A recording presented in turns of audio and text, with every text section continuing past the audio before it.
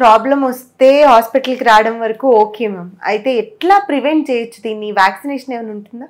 Vaccination మనకు most కామన్గా ఈ మధ్య అందరికీ ఇస్తున్నాం, ఇర్రెస్పెక్టివ్ ఆఫ్ ఏజ్ గ్రూప్.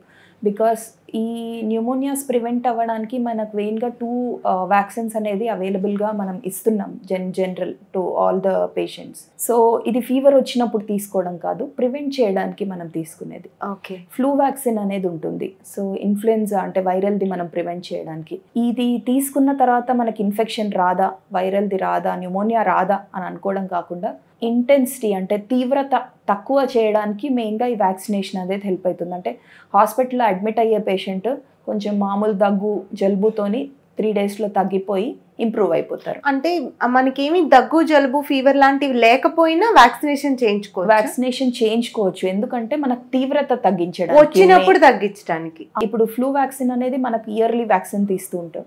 అంటే ఇప్పుడు తీసుకుంటే మనకు 1 year వరకు మళ్ళీ తీసుకోవాల్సిన అవసరం ఉండదు. సో ఆ వ్యాక్సిన్ తీసుకున్నప్పుడు మనకి 1 year తీవ్రత అనేది తక్కువ స్థాయిలో వస్తుంది. అంటే ఇప్పుడు సపోజ్ 2 people ఉన్నారు, వ్యాక్సినేషన్ తీసుకున్న వాళ్ళు సివియారిటీ తీసుకొని వాళ్ళలో ఎక్కువగా ఉంటుంది, తీసుకున్న వాళ్ళలో కొంచెం తీవ్రత దానితో తగ్గిపోతుంది. ఓకే, వ్యాక్సిన్ ద్వారా ఇమ్యూనిటీ పెరుగుతుంది అనమాట. ఇమ్యూనిటీ బెటర్ ఉంటుంది. సో ఈ ఫ్లూ వ్యాక్సిన్ కాకుండా న్యూమోకోకల్ వ్యాక్సిన్ అనేది కూడా ఇస్తున్నాం.